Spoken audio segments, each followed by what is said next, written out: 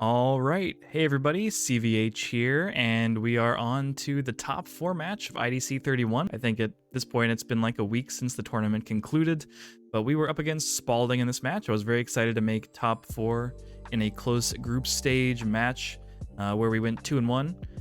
If you haven't seen any of those matches, they're all posted on the channel. But yeah, we're up against Spaulding, and I had no idea what Spaulding was playing. Spaulding wasn't one of my opponents in the Swiss rounds and wasn't in my group for top 8. So I was going into this kind of blind, putting Searing Wave down, just hoping that it wasn't an aggro deck, and Spaulding immediately puts down Foul Iga. So, yep, pretty clearly a slower mid-range or control deck. Could be Mana Burn, and then I see Pyrofighter Magnus, so I'm actually starting to think that, along with the Belix play, which is quite timely for Spaulding here, we might be dealing with a Rebirth mid-range deck, potentially a light dark fire nature deck. So yeah, this hand isn't the worst for sure. If it is a slower deck, Stained Glass might not be exactly where I want to be, especially against this board, so I just play Hulkus and debate going in with the Quixotic here, but I decide against it. The reason is pretty simply because if my opponent plays any spell or just doesn't play a creature, it's a favorable trade with Belix, or for the Belix rather, on the Quixotic, and then Aqua Hulkus is sitting there kind of looking a little bit silly because it can take another shield but then die for free to the Belix too. So I'm waiting for a good opportunity to play the Spiral Gate. This looks like it could be that turn with a Quixotic into Spiral Gate, then all of a sudden I'm taking 2 shields and there's no crackback potential for Spaulding here. So I think that's going to be the line. The only downside with this is that it leaves me no play for the following turn. It's kind of a risk. I could have put Jigalzor down, made the same play, and my cat doesn't want to be here anymore, and just had at least Stained Glass for next turn. Looking back, that is kind of risky actually. Even though Jigalzor is obviously a much higher power card than Stained Glass, it might have been nice to just have that guaranteed play for the following turn. But of course, yeah, I mean, it is kind of interesting, right? Because obviously with this line, I'm thinking that I don't actually want to play next turn. I just want to play mana for 2 turns and Jigalzor. But it's a little questionable because if all goes according to plan, by the time I'd have the mana to play Jigalzor, my opponent wouldn't necessarily have shields left, especially if I had played Stained Glass here. If I had played Stained Glass this turn, my Quixotics would have been much larger, allowing me the potential to break my opponent down to 1 shield, or maybe even trade over Juliana if I do things right. So yeah, this does come back to bite me a little bit, for sure. And I do put the Spiral Gate down. I'm not gonna just like Spiral Gate my own Quixotic to make the other one bigger or something ridiculous like that. Now that I've committed to the Jigalzor plan, it seems prudent to actually play mana. Yeah, given that Juliana was the play, Spiral Gate was probably just the worst draw. But again, if I was just going to have to play whatever I get off the top as mana anyway, doesn't really matter what it was, it just kind of sucks that Juliana's across the board. I mentioned this in a previous video, potentially all of them, but this top 8 started at like 6 a.m. my time, so by this point I had played 3 straight matches, and it was at least a reasonable time now. I think it was like nearing 8:30 or 9 o'clock in the morning, but I was 3 matches in, a couple hours of Duel Masters on very little sleep, so I'm hoping that doesn't mean I make a lot of misplays. The Stained Glass mana decision potentially could have been a misplay.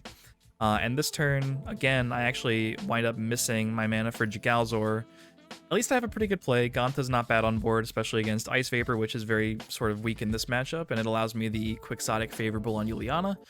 Unfortunately, hit Locomotiver here. I have gotten lucky with shield triggers thus far into the game, but Locomotiver sniping my Jigalzor after I was unable to play it is just sort of a series of unfortunate events here.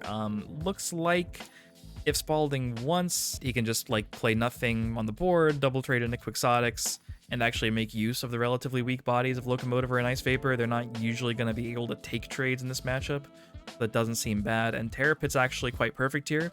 Rebirth would have been weaker, weirdly, because it would have put something on the board, and it would have powered up my Quixotics. So I think this is a pretty easy trade for Spaulding to make. I'm pretty sure he goes with the Ice Vapor trade. I don't really see a whole lot of reason to keep it around in this matchup. I mean, we know our deck list, but most Water Fire Nature decks of this style don't tend to be playing many spells, and very few that I would even be able to play on a board like this. So yeah, I think this is totally fine. Lucky Ball, you know, in fairness, you know, I commented on the bad draws that I had. Lucky Ball and Fairness is probably the best draw in my deck there. And now we actually have some gas that could potentially lead to a victory. I think my cat wants to leave the room.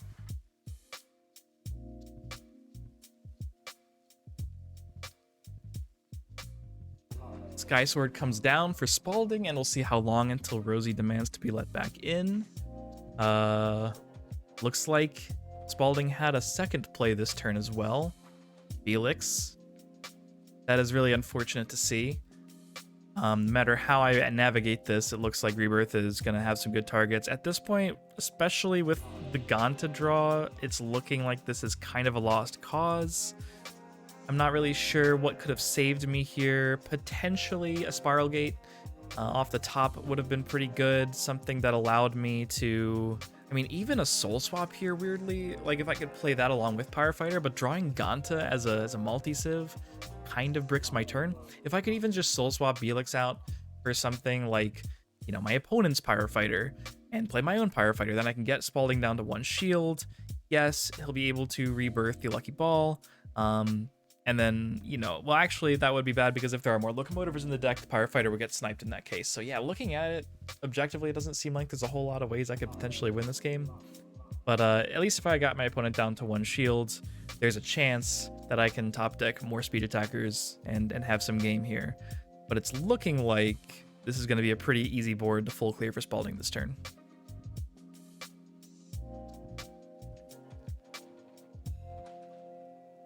Spaulding just goes for the Apocalypse Vice, saves the Rebirth for a better target. Totally respectable. Kirill off the top doesn't seem like it's gonna be too impactful here. Kirill bouncing either of these creatures isn't particularly good for me. My opponent does actually have the time to just replay Belix, get Lost Soul back, and do that in the following turn. And at the very least, that'll get rid of Pyro Fighter. Second Bronze Arm goes into mana. Yeah, and we see the Rebirth. We knew it was coming, and that's another reason playing the Kirill wasn't going to be very good for me. But it's one of those things, right, where I just can't not play creatures for the rest of the game. I kind of have to play something. It sucks to say, but again, like, this game is essentially lost, and I think if we had gone down the path of playing the Stained Glass instead of putting it in mana and having that play for turn 5 that wasn't just playing mana, that could have made a difference, especially if we know that Locomotiver was coming to get rid of Jagalzor anyway. But this game has essentially been, I don't know, I want to say like 95% a lost cause for the last couple turns here. So now we're essentially just watching Spaulding's deck do its thing, which isn't necessarily a bad thing. You know, we get to see more cards in the deck, and that'll prepare us better for game 2.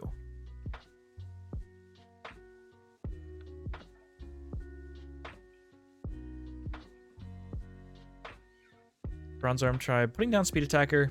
Probably one of the cards I actually would have wanted to see here, but again, I can't just not play creatures. I have a lot of work to do to build up a board big enough to actually swing for game here. It's looking nearly impossible. Spaulding really only has to just play creatures at the same rate I play creatures, and he will win the race if he really wants to just sort of get aggressive. But with a deck like either the Falforbos or the mid-range deck that he is playing, there's going to be more than enough removal to deal with cards like Bronze Arm Tribe turn after turn. And he's not even really feeling pressured to get rid of it this turn. He can just start building up creatures and win the game on his terms.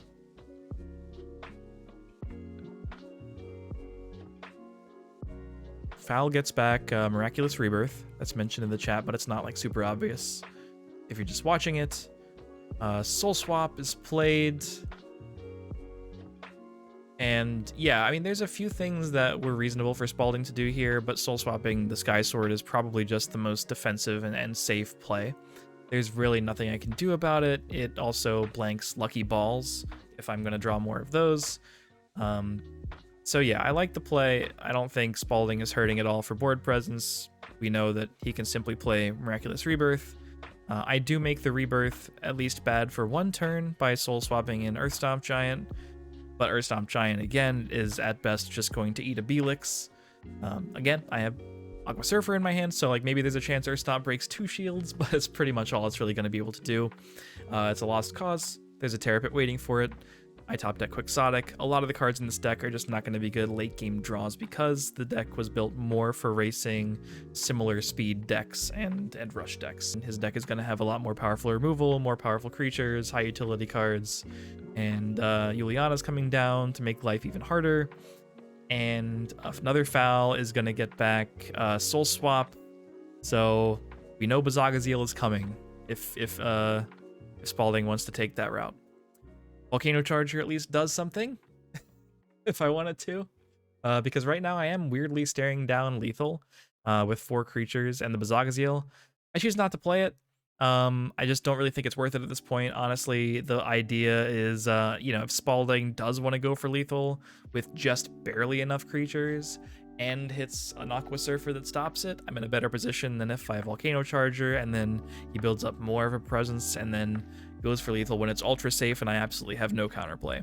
But again, even with Aqua Surfer, even with 2 Aqua Surfers and a Soul Swap and whatever else, there is no actual way to win the game at this point.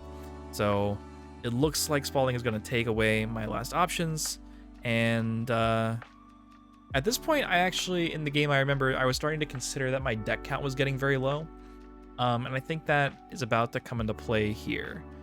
I'm pretty sure just by the nature of his deck being bigger and having played fewer cards that draw cards. Actually, no, that's not true. There have been a couple Sky Swords being played against my Lucky Ball, but I'm pretty sure Spaulding's deck was just bigger. I'd have to, I want to see if I hover over that. But we see Spaulding take the very safe play here of simply getting rid of Quixotic and not even starting to break. So I'm starting to think that what's going to happen is just a deck out situation. Rebirth would simply walk into Bazagaziel again. And it's looking like if all I can play is 1 creature a turn, I'm never actually going to be able to stick any pressure. So yeah, Bronze Arm Tribe comes down for me, puts me at 11 cards in deck. And yeah, I look at Spaulding's deck and it's going to 19 after he draws. So at this point, the writing's on the wall. As soon as I know that Spaulding is going to play this safe and simply not break and erase any potential chance of a comeback, which is pretty clear here by using Bazagaziel Dragon to kill my 1000 power Bronze Arm Tribe, even though it's staring down 2 blockers. I think I actually just concede. Yeah, I concede the game. There is no actual out here, and I just want to move on to game 2. All right, game 2, we are on the play this time. And on the bright side now, we also know what Spaulding is playing, and the hand is looking okay. We have the turn 2 Ganta. It's been a few days, so I don't actually remember everything I drew. But yeah, oh look, the Bronze Arm Tribe right on time. And I'm thinking if there's any hand that can get me there, on the play especially, it's Ganta into Bronze Arm Tribe. We don't even have a follow-up necessarily to the Bronze Arm Tribe yet, but I'm sure one will happen. We don't see the turn 2 Belix, even though Ganta would just sort of munch on it. And yeah, we're just going to Bronze Arm Tribe, get that mana, and start swinging. Lucky Ball going down is maybe a little bit unfortunate. Yeah, Giga Balls is actually, in the first shield, pretty unfortunate too. Yeah, that's not great. Gets rid of my only actual creature in hand, so I'm hoping to draw 1 next turn. The odds are pretty high. We'll see. Spaulding has the turn 3 play. And fortunately, I drew a pretty solid play too in Earthstomp Giant, which is right on time. Turn 4 Earthstomp on the play is ridiculously powerful. We'll hope that Spaulding doesn't have an answer in the form of a Soul Swap or a Terra Pit, especially in shields. Oh wow, I don't remember. I don't remember this having gone quite so poorly. My hand was actually just totally fine. Ganta Bronze Arm Earthstomp on the play, but hitting Shield 1 Giga Balls to Shield 2 Terra Pit kind of spells doom for virtually any aggressive start. I'm still top decking reasonable cards. Copper Locust is just a 5,000 power beat stick in this matchup because I don't think Spaulding's playing any evolution creatures, and neither am I, obviously. These both contest Juliana, but now, of course, we're getting to dangerous levels of mana for Spaulding, who was able to ramp last turn, and now I'm worried about cards like Miraculous Rebirth coming down, giving my Copper Locust a bad time. Looks like it's a 5-drop instead. Obviously, Sky Sword is still pretty fine here to stall for time, and ramp Spaulding further into cards like Apocalypse Vice. Weirdly, my board is kind of impervious to Apocalypse Vice, but still, Sky Sword is still quite good. Photo side, I remember this being one of the funkier card choices in Spaulding's deck. It doesn't have like additional benefits in this matchup, but the 9,000 power is quite good here anyway. It contests everything I have on board. Doesn't really need to attack untapped creatures because I'm an aggro deck and I'm going to be turning my creatures sideways anyway. I can't really afford to just wait forever. So I'm swinging in with the creatures. I don't remember if Spaulding blocks just to save the last shield. He just takes it. And that's another thing I'm concerned about too, is just Miraculous Meltdown. I can't really afford to play around it. I can't just not attack here. But Spaulding does have the Gigabalza, so Miraculous Meltdown, if I had no shield triggers, would just end the game. It is a risky play though. If he has a way to clear like Apocalypse Vice here, that is going to be preferable. And then if there is a Miraculous Meltdown, Spaulding would probably like to play that when he has 2 or 3 creatures, just in case he hits an Aqua Surfer or Spiral Gate or Soul Swap and shields. Yeah, now we get to the point of the game where I'm starting to top deck a little bit poorly because my deck's not really built to be top decking at 7 mana. It's built to win the game at 6 or 7 mana. So Bronze Arm Tribe isn't really going to get there by itself. We have to get very lucky to not see any removal from Spaulding and then top deck a Speed Attacker. And we wind up not seeing that at all. We see a Sky Sword and a second Juliana, which again is going to virtually seal the deal here. There are still some outs, we're still going to play on. I got the Quixotic. If we dodge removal again, Searing Wave is a top deck out against double Juliana, which would be kind of nice. Volcano Charger is going to end those dreams very quickly. But as long as he doesn't present lethal on his side, I'm going to keep top decking and hope that one of these vanilla creatures sticks to the board and eventually allows me to win the game with a Searing Wave. I guess there's an argument there to potentially play it and not attack and hope to top deck Searing Wave for lethal. I don't do it. Maybe I'm looking to top deck more other vanilla creatures first. That's a good top deck. That's definitely a good top deck. We'll see what the lucky ball got us. Stained Glass and Aqua Surfer. Stained Glass isn't the worst thing ever. It's something I can put on the board for 3 mana, which is kind of all I can ask for now. We'll see if Spaulding has a way to clear these.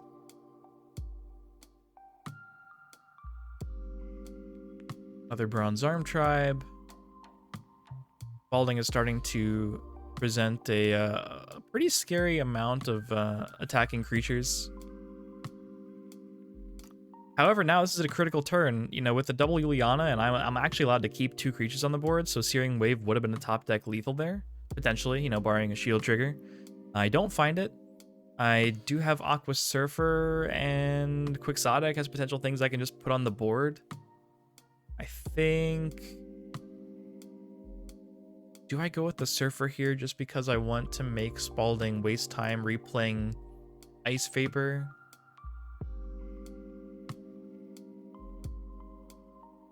Looks like I do it.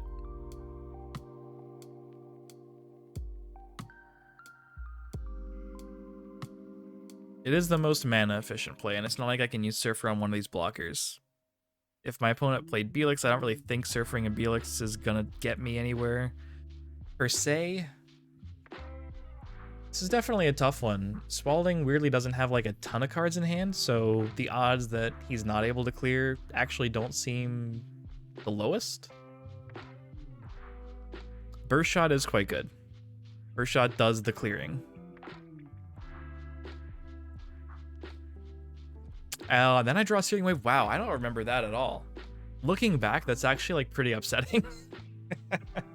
It's actually pretty upsetting that the turn before I top deck Searing Wave was when he found the removal for all these creatures. But yeah, obviously there's not a whole lot I can do with Searing Wave this turn, so I think we're back on the playing multiple creatures plan. And that's exactly what I do. Quixotic into Hyper Sprint, not attacking here because just hitting a Juliana with this and then dying to Photoside is not going to do anything for me. I need these both to stick. I need to play Searing Wave next turn to deal with the Julianas, and I need to not hit a shield trigger, and that is the current path to victory. Now that we have Searing Wave actually in hand, we have a tangible line that we can see and potentially just do if Spaulding is just incredibly unlucky here and doesn't have any counterplay whatsoever. But oh look, there's some counterplay. There's a Faliga just in case Spaulding didn't have any other removal. But this only stalls for time if I draw another creature. We can just go for the same exact plan next turn. And we're not currently being threatened for lethal on the other side of the board. Terrapit deals with the Usasol. I draw Bombat, which is another sort of hilarious draw that is a speed attacker that I shouldn't use as a speed attacker here if I want to actually win the game. So we're just going to play the 3000 power vanilla, and I think I pass. That's good. That is correct. That is the way to do it. Spaulding draws the 2 in hand, and if either are removal, I'm going to be very sad. This game is actually pretty close. Looking back on it, like, a lot went wrong for us. I think this could have been a pretty clean victory if we hadn't hit the first 2 shields being triggers. We had the Gaunt, the Bronze Arm Earth Stomp start, which is kind of ideal. But even with the shield triggers, we did a lot of damage this game, and we had legitimate lethal outs for a few turns, even on these late stages of the game that this deck isn't really super good at navigating a lot of the time.